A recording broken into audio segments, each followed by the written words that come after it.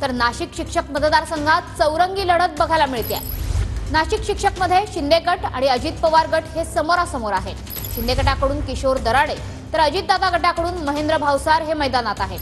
ठाकरे गटाकडून संदीप गुळवे हे निवडणुकीच्या रिंगणात आहेत, तर अपक्ष उमेदवार विवेक कोल्हे हे देखील निवडणुकीच्या मैदानात उतरलेले आहेत। तर नाशिक शिक्षक मतदारसंघात ही चौरंगी निवडणूक पार पडते।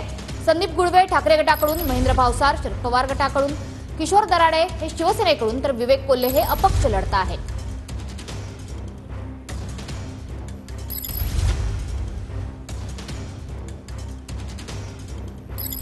तर नाशिक शिक्षक मतदारसंघातली ही चौरंगी निवडणूक महेंद्र भावसार हे अजितदादा गटाकडून निवडणूक लढवत आहेत। संदीप गुळवे हे ठाकरे गटाकडून निवडणूक लढवत आहेत। किशोर दराडे शिवसेनेकडून निवडणूक लढवत आहेत, तर विवेक कोल्हे हे अपक्ष म्हणून या निवडणुकीच्या रिंगणात उतरलेले आहेत। निवडणुकीमध्ये अनेक नाट्यमय घडामोडी ज्या आहेत त्या सुरुवातीपासूनच घडल्या।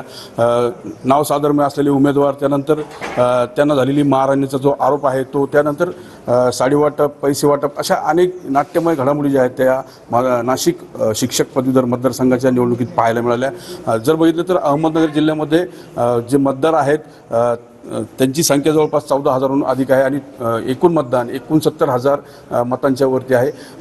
शिक्षक मतदारसंघामध्ये खरं तर शिक्षक जे आहेत ते ज्ञानदानाचं काम करतात आणि शिक्षकांच्या ज्या समस्या आहेत त्या सोडवण्यासाठी खरं तर जे शिक्षक मतदारसंघात निवडून येणारे आमदार आहेत त्यांनी काम करावं, अशी मागणी जी आहे ती शिक्षकांची आहे। खरं बघितलं 4 मुद्द्यांवर ही निवडणूक पाहायला मिळाली।